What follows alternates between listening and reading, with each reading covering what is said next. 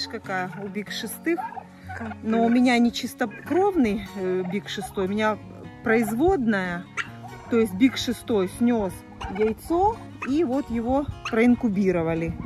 Но щеточка вот такая вот интересная здесь все равно присутствует. Вот такой красавец.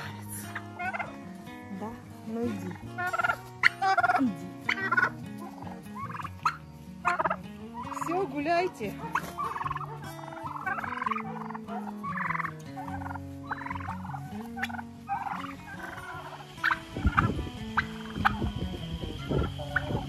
Индюкам впервые поставила хлеб. Вернее, хлеб я размочила для кур, но решила поставить вот сколько они захотят, пусть едят, но они не подходят.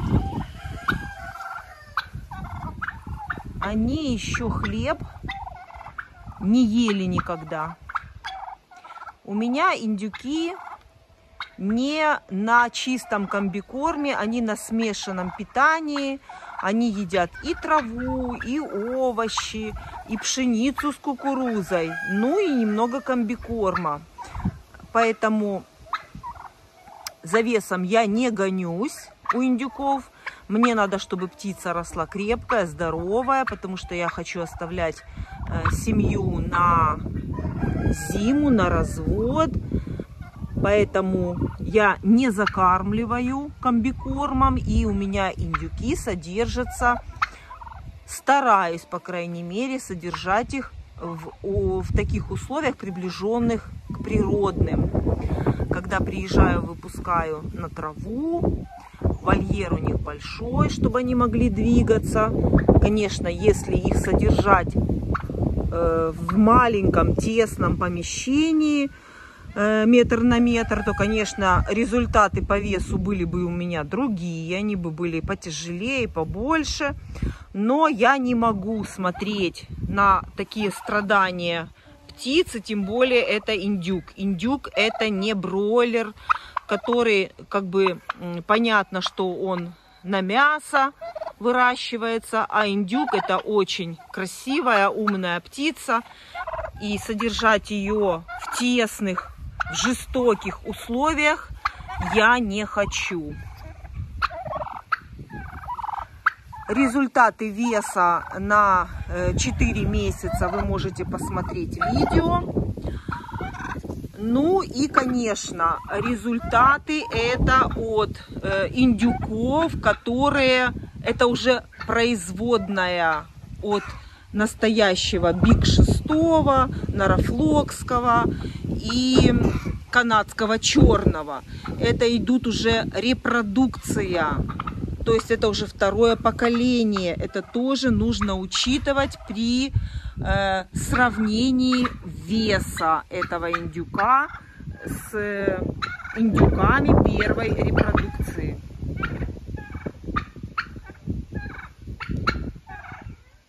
Прошли мимо хлеба, это им не интересно.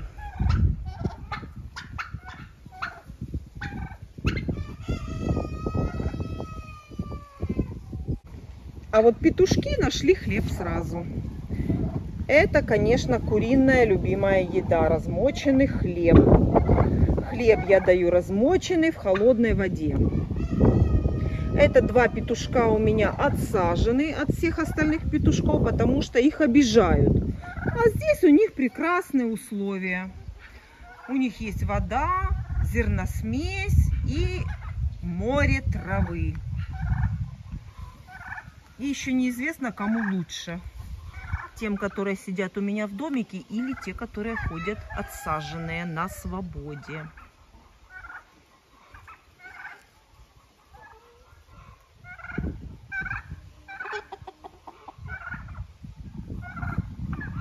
Маруся тоже у нас очень любит хлеб размоченный. Она сейчас обязательно возьмет себе здесь булочку.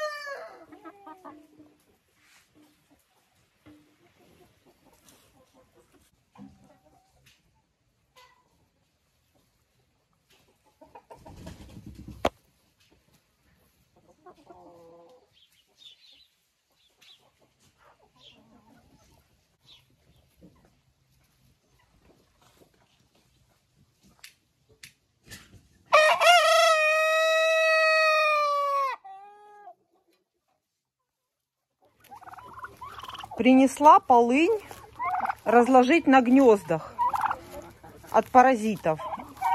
И тут индюки увидели, что я иду с зеленью. Ну, пришлось попробовать дать. Смотрите, полынь. Самая обыкновенная полынь. Ну, они, по-моему, едят все. Все, что вам не жалко, тащите в курятник индюкам.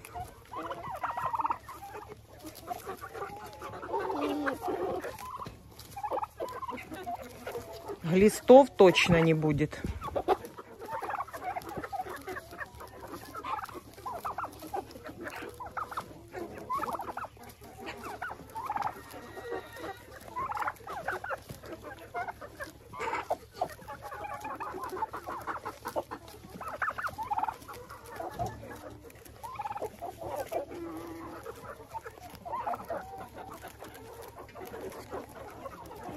Пусть листочки съедят, а палки положу на гнезда.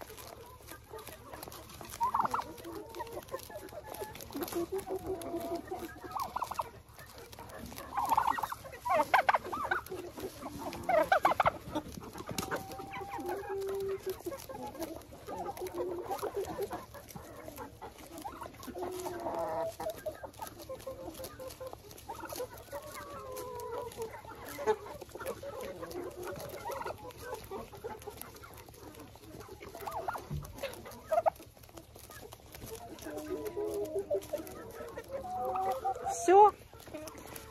От букета с полынью осталось. Ерунда осталась.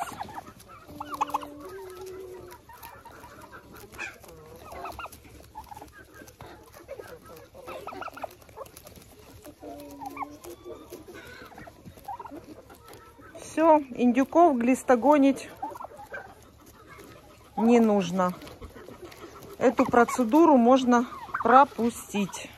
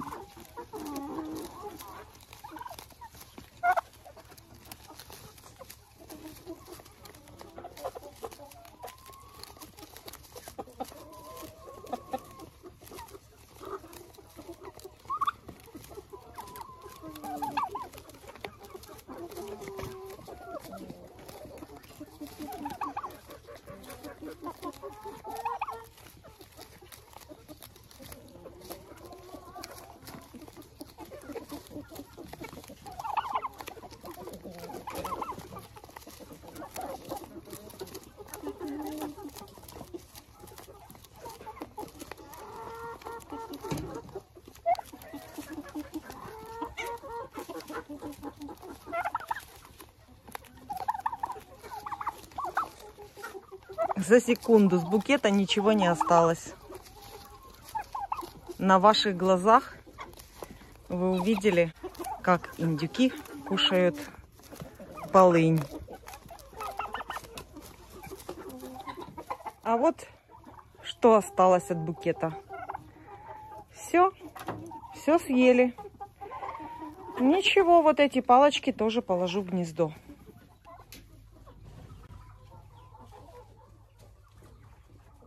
Снесла яйцо. Но теперь полынь придется разложить вот такие палочки. Только палочки будут лежать. Но ничего.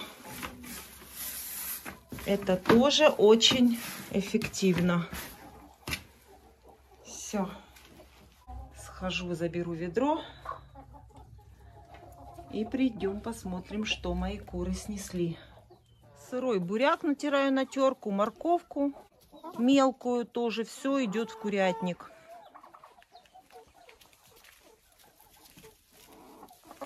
А я принесла ведро. И пойдем соберем яйца.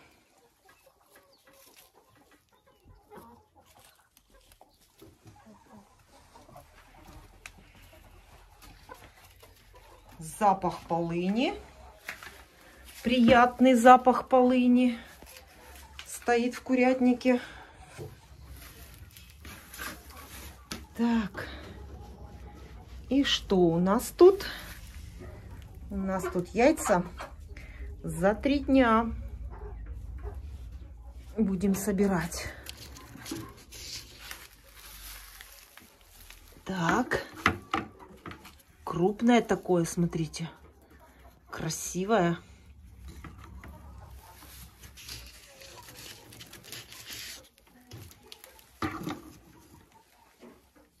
О, я убираю, а другие подкатываются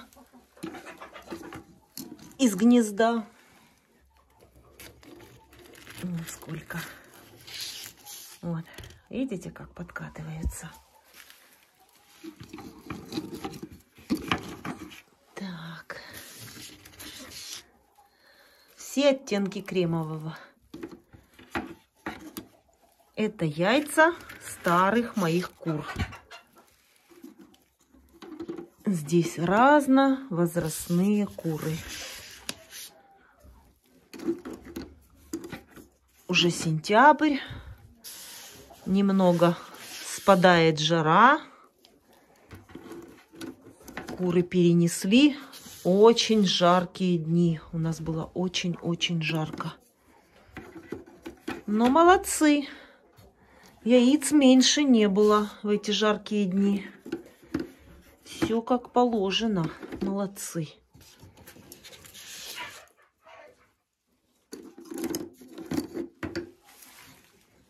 Ой, как пахнет полынью. Рекомендую вам раскладывать в курятнике полынь. Очень приятно пахнет. Но курочкам давала пробовать поклевать. Клевали только Ломан Сэнди. Все остальные куры не хотели клевать, в отличие от индюков. Индюки, вы видели, как съели все, объели все полынь. Крупные такие хорошие яйца. Так, все. В этом гнезде я собрала. Обязательно почищу здесь потом. Так, в верхнем гнезде посмотрим. Верхнее гнездо у меня с дыркой вот такой. И куры сюда отлично несутся. Вот когда у меня будут нестись молотки, вы увидите, куры сюда отлично несутся. Просто у меня здесь уже старенькие курочки. Они же, эти старенькие курочки, год назад несли и в эти гнезда, и в эти. Все было отлично. Ну вот, сейчас сюда они не хотят нестись. Ну, все понятно. Куры старые, все это можно понять. А когда они были молодые, они все неслись во все гнезда. Здесь стоит у меня вот такое металлическое гнездо. Сюда тоже есть любительницы нестись. Определенные. Тут несется у меня помесная марана. И вот сейчас посмотрим. Марана, курица, не несется пока. Вот смотрите, голубых у нас 3 яйца, 3 дня, 3 голубых яйца. И, кстати, и не видно, что они голубые. А ну-ка выйду на улицу. Вот она мамаша этих яиц. Вот она, видите? Да, она страшненькая. Она вот такая вот поскубанная, потому что она несется без остановки уже год. Просто не останавливаясь. Естественно, это все сказывается на внешнем виде курицы. Без этого никак нельзя. Это все понятно. Так, и вот смотрите. Не знаю, видно ли, не видно. Вот такие яйца у нее. Они такие голубоватые. Я бы не сказала, что они зеленые там или оливковые яйца. Нет, они вот именно вот такие вот как бы немножко голубоватые яйца. А вот курица Маран. Ну, почему-то она пока что отдыхает. Ну, это хорошо, это не страшно. Отдохнет и потом будет опять нестись. Так, показала вам на свет эти яйца. И еще какая-то курица несется. Тоже яйца одинаковые. Видно, что это еще какая-то одна курица. Куры в основном любят нестись в одно место. Вот как она себе находит гнездо и туда все время несется. У них очень хорошая память у кур. Все, гнездо закрыла. Потому что я любительница оставить открытым это гнездо. Так. Вот такое у меня ведерко с яйцами от старых кур. Загляну еще в это гнездо. Вот так вот покажу вам, потому что вы потом мне пишете, что я забыла посмотреть. Все, и теперь идем собирать яйца у молодок. Там сейчас очень интересно, потому что с каждым днем, с каждым разом яйца прибавляются. А здесь у меня в центральном вольере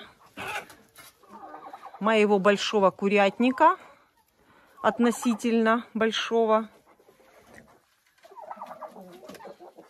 содержатся куры-молодки. Совсем недавно они были маленькие цыплята. А теперь уже иду сюда собирать яйца. Как быстро летит время. Просто ужас, как быстро летит время. Уже иду сюда за яйцами. Окажется, недавно только я их сюда привезла манюсиками.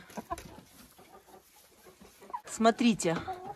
Здесь, я так понимаю, кто-то не соблюдает дисциплину. И тут, прибежала бегом и собой закрывает собой. А ну-ка. Так, а ну, отходи, не огрызайся. Ты слышишь меня? Ты что здесь уселась? Ай, еще и кусается, смотрите, видите? А ну, отходи, я покажу. Видите? Вот, я так и знала. Вот, оливковое яйцо. Все. Я так и знала, что здесь, за дверью, на песочке. Вот, давай еще и ты снесись. Конечно, молодец. Ну, давай. А слушаться кто будет? Заходим вместе с вами.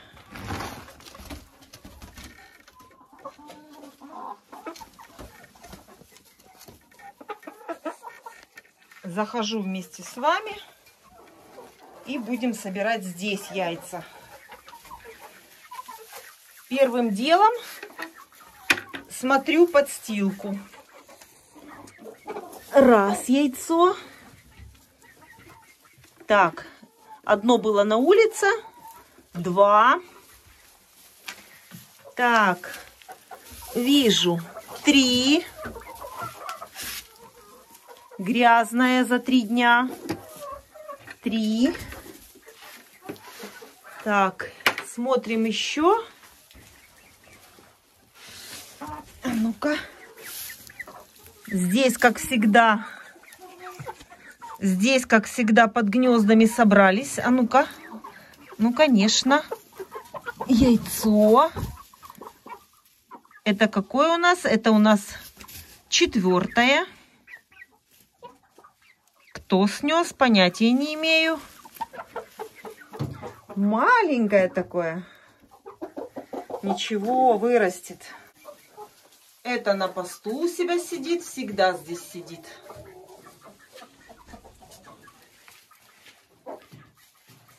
Ну, еще буду смотреть, может, в подстилке еще что-то найду. Потому что сразу так можно не заметить. Может быть, где-то еще загребли яйцо. Так, начинаю с первого гнезда. 4. Здесь уже. Ого! Класс! Смотрите, сколько! А ну-ка, во втором. Мне не терпится посмотреть. Ого! Ого! Наложили сколько? Уже у меня молотки несут больше, чем старые куры. 4. И давайте посчитаем. 5, 6, 7,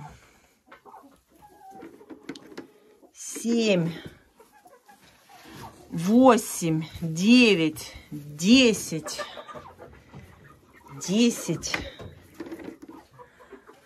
11, 12, 13,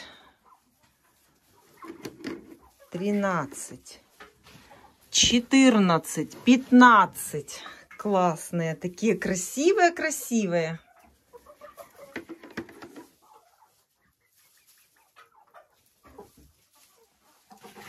Так, здесь у нас 16, 17, оливковые. 18, 19, 20.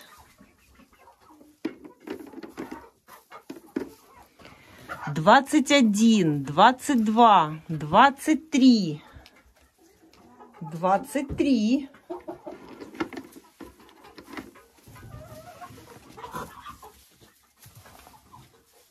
Так, переходим сюда. 24, 25, 26. 26. Ого! 26. Так. 27, 28, 29. 29. Ого, 30, 31, 32. Рекорд. 32 яйца за 3 дня. Класс. А в прошлый раз было 18. Помните? 32 яйца. Класс. Молодцы. Мои курочки-молотки. Молодцы. Молодцы. Постарались. Полное ведро. Ведро у меня, между прочим, большое. Все. Забираю. Покажу вам при дневном свете, какая это красота. Смотрите. С каждым разом у молодок все больше и больше яиц.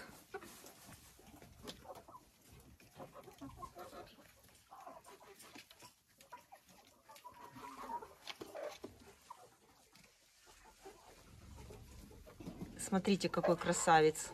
Это помесь марана с декоративной курочкой, шелковой. И петух-маран. За счет того, что у меня был красивый, большой, огромный петух-маран, вот такая красота получилась. Это люцерна. Я вам рассказывала, что зимой говорила, что я для своих кур посажу специально люцерну. У меня совсем небольшой участочек. Немножко посажено этой люцерны, посеяно вернее. В состав люцерны входит очень много витаминов. Это очень полезная трава для кур. И я поэтому специально ее посеяла. Немножко, небольшой участочек. И постепенно на протяжении всего лета кашу, сушу и складываю на зиму. Но вот так вот немножко бывает подрезаю и даю цыплятам. Конечно, для старых кур такого количества много нету. А вот для кур молодок, которые только-только начинают нестись, это очень-очень хорошо. Маруся, которая уже рыбу кушать не хочет. И котлеты. Только мышек подавай. Это мышелов и крысолов.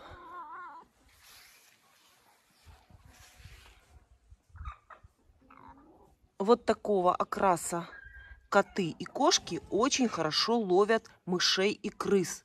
Меня очень часто спрашивают, как я борюсь с мышами в курятнике. Ни одной мыши у меня нет. Все словлено вот этой кошкой и ее сыночком Марсиком.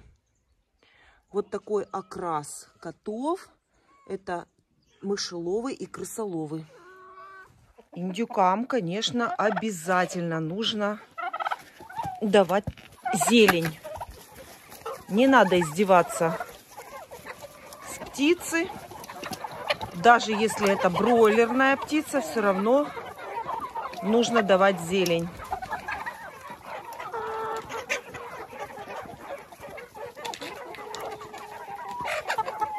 Индюкам я даю разную зелень. Здесь и трава, и одуванчики, и клевер, и люцерна, и подорожник. Все в подряд. Ну вот, чтобы не было палок и жестких стволов. А все остальное они вот так заглатывают с удовольствием.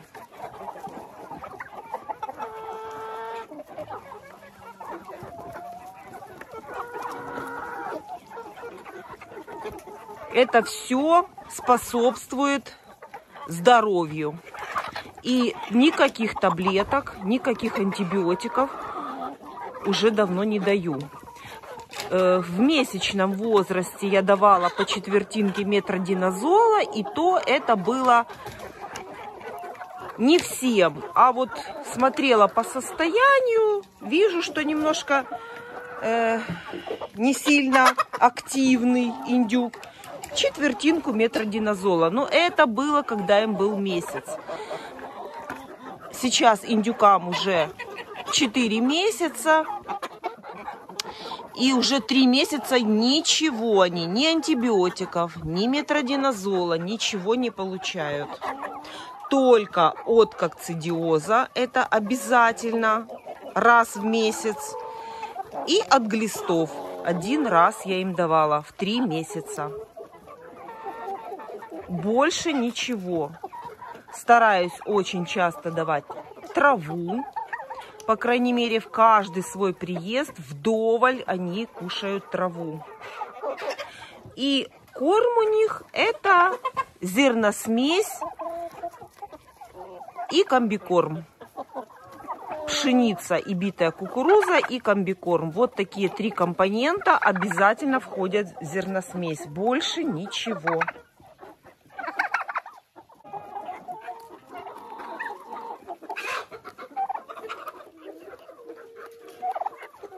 А вот кому-то трава вообще не нужна. Иди траву кушай.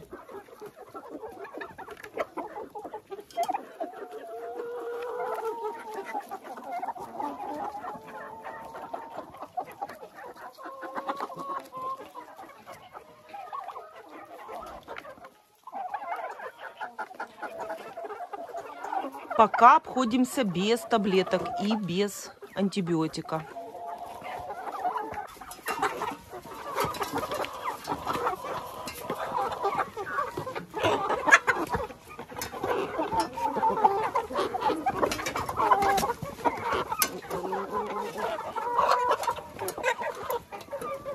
вот так вот съедают люцерну. Это молодые курочки, которые вот только-только занеслись и которые только-только будут нестись. Это ведь витамины для них и очень-очень хороший старт. Вот смотрите, люцерна. Видите?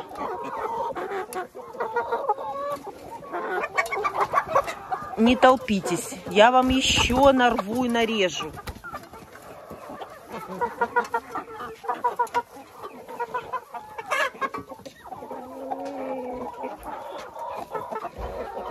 Конечно, для молодок нужно все самое вкусное, самое полезное.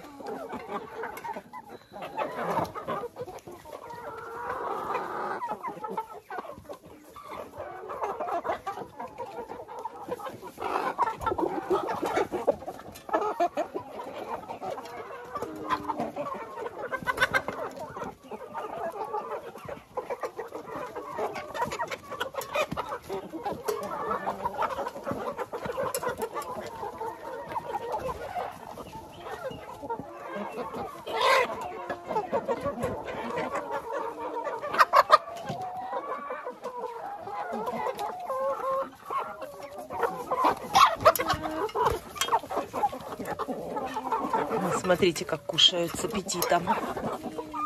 Прелесть. Я еще вам нарву.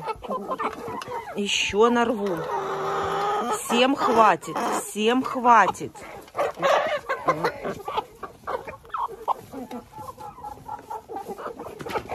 Так.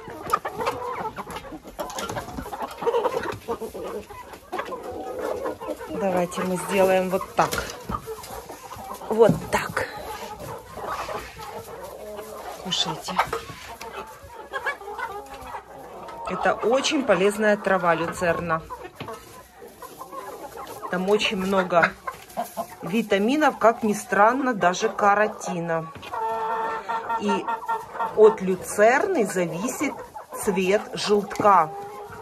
Если куры ваши будут кушать люцерну, желток будет ярко-ярко оранжевый.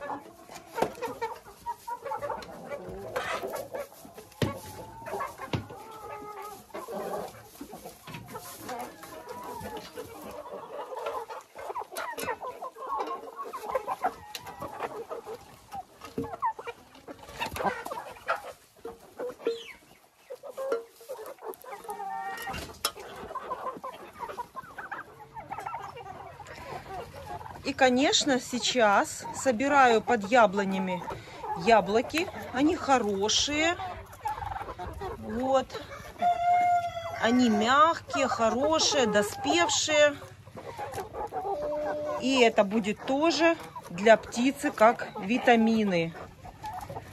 Ничего не должно пропадать у нас летом.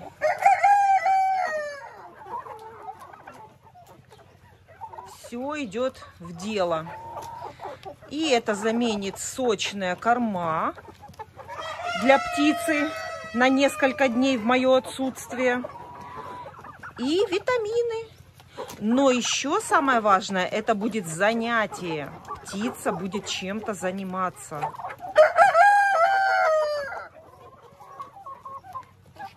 Вот так вот подойдут и будут клевать яблоки.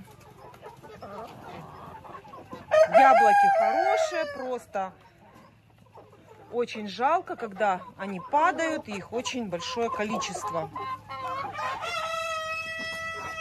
Соки, пастила, варенье, это все, на все это хватает.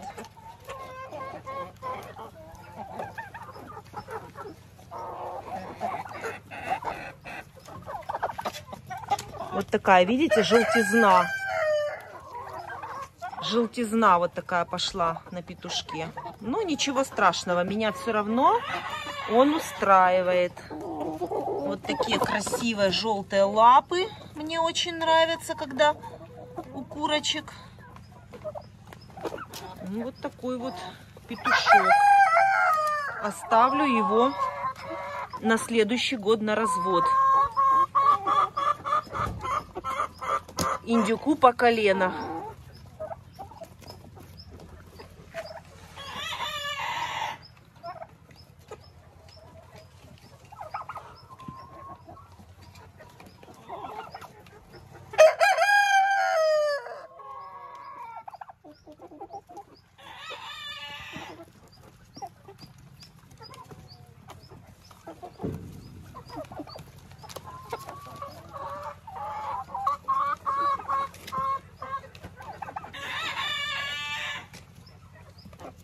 какой сильный. Поднимает яблоко в клюве.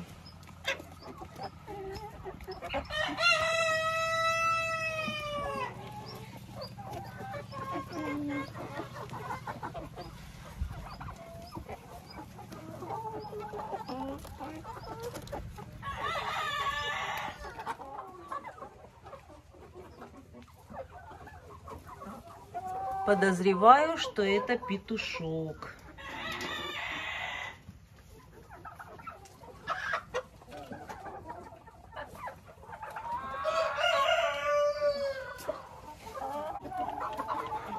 Цыплятам тоже даю яблоки.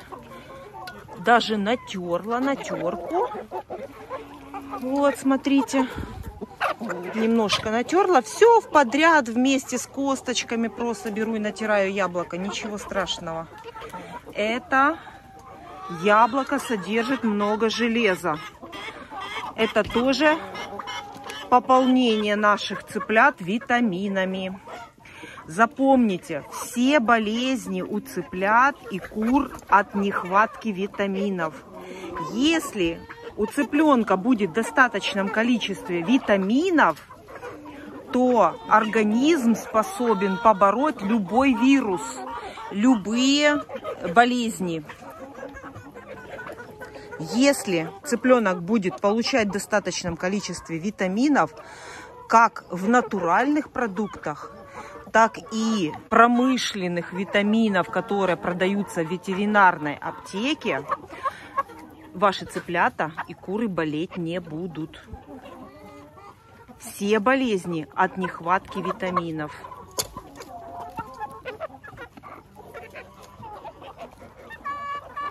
Поэтому летом максимально витаминизируем своих цыплят и кур, пока есть такая возможность. А зимой, конечно, будем уже давать и аскорбиновую кислоту в пакетиках, и селен в пакетиках, и витамин Е-селен обязательно раз в неделю. И Нутрисел. Все, что продается в ветеринарной аптеке, витамины, все это мы будем давать зимой. А сейчас мы витаминизируем максимально овощами, фруктами и зеленой травой.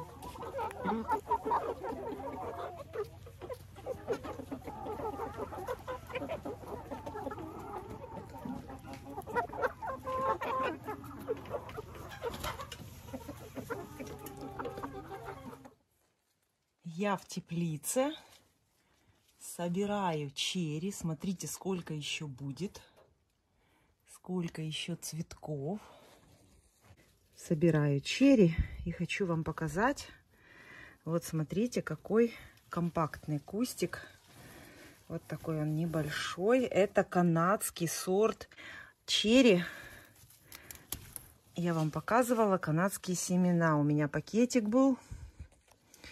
Вот такие черри. Очень красивый, компактный кустик. Он даже когда в рассаде, такие маленькие, толстенькие, такие коротенькие. Я их называю как дубочки стоят они. Очень красивый он в рассаде. Вот такой помидорчик. И сейчас я его буду собирать. И решила вам показать. У нас в продаже я его нигде не встречала. Не видела такого сорта нигде. Вот такой он урожайный. И очень вкусные помидоры, эти черри.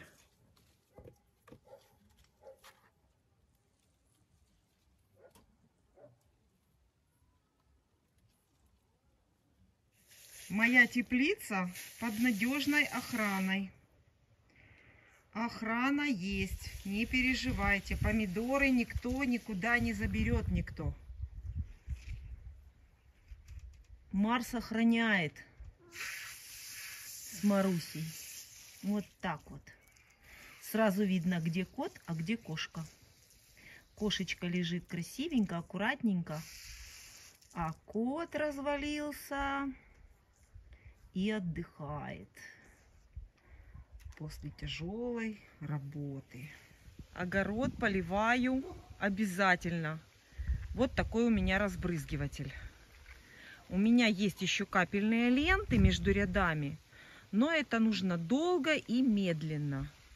А мне, если нужно срочно и хорошо пролить, то использую вот такой разбрызгиватель.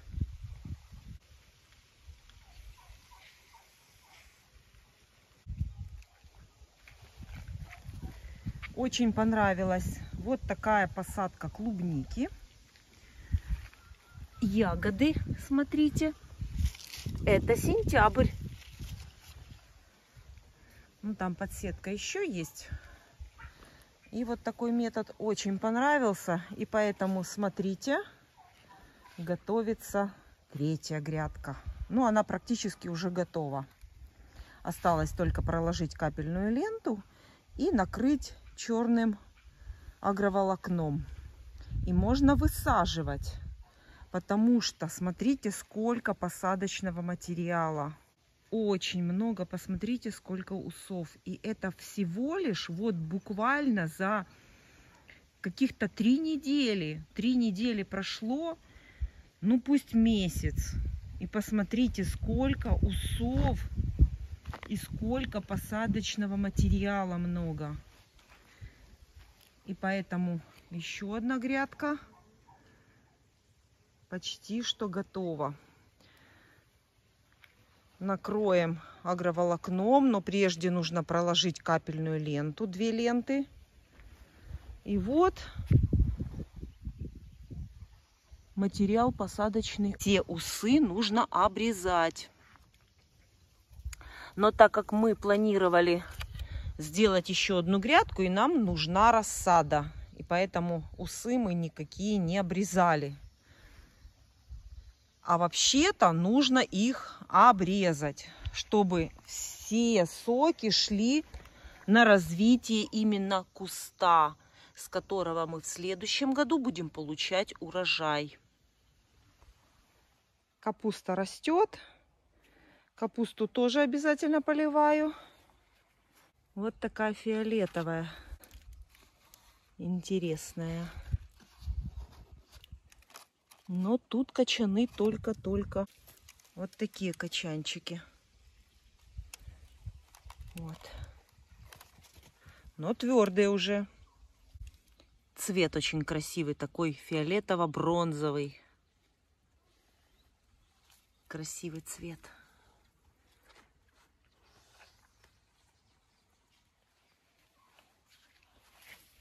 Ну, конечно, если капусту поливать, то она хорошо и растет.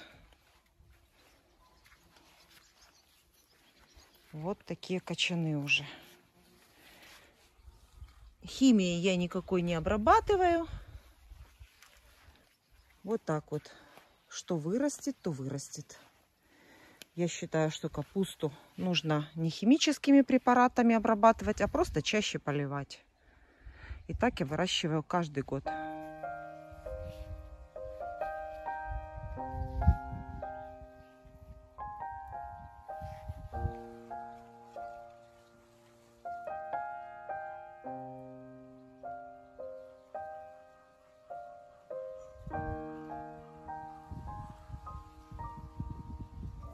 Яблоки в курятнике огромные.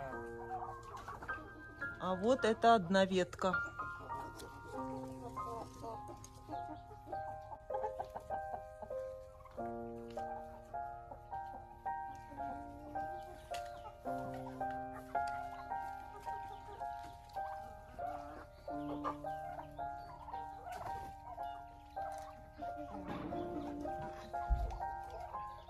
Помните, я вам показывала, что пришлось натянуть яблоню в сторону и зафиксировать. Это мы искусственно нагнули эту яблоню для того, чтобы сделать калитку к этому домику.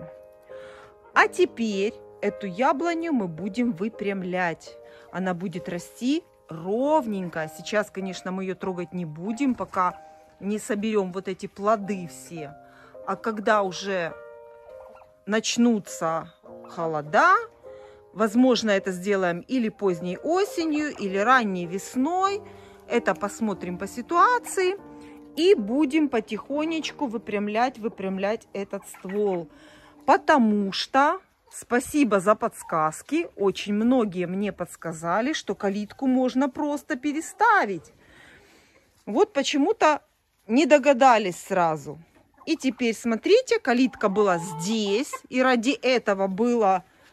Нагинали мы, вот так вот наклоняли эту яблоню. А теперь смотрите, раз, и калиточка открыта вовнутрь. Вот так. И не мешает она ни яблоне, и мне очень удобно. Зашел, вышел и за собой закрыл. Вот такая красота. Как хорошо, что есть столько много умных зрителей, которые могут подсказать. И, конечно же, с удовольствием воспользовалась вашим советом.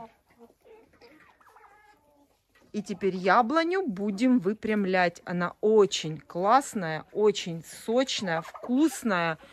И показываю вам. И еще, между прочим, она станет красненькая. Она еще будет очень красивое яблоко. Когда буду собирать урожай, обязательно вам покажу.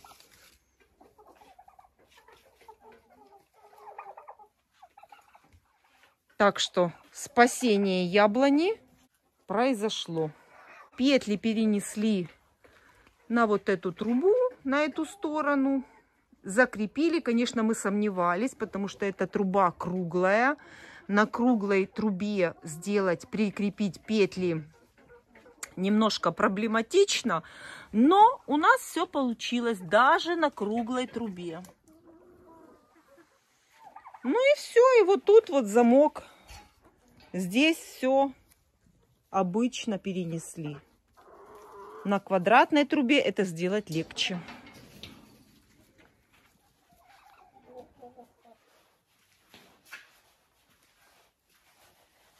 Ну, а это сборы домой.